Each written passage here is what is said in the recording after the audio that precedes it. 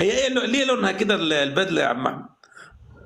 ده بدله فزلقي من الترندات الطالعه جديد عقبال اولادك لحد ما لسه ما وصلتش عندكم.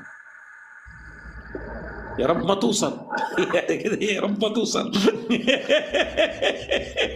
خلينا في جلاليب احسن. هي ايه دي يعني؟ دي يعني مشتريها لحفله تنكريه ولا عارف ايه؟ عامل زي ايه هو على كده؟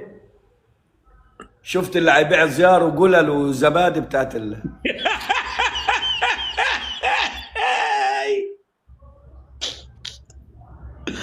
اه انت والله. طب انت هتبين مش خلاص باقي وتتكلم. نص ساعه؟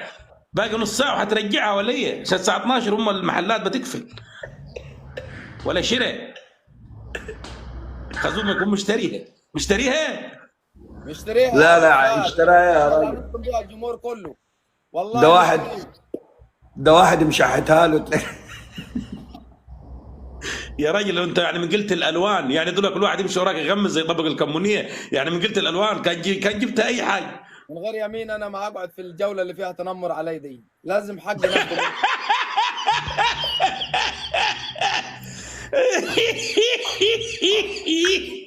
اه،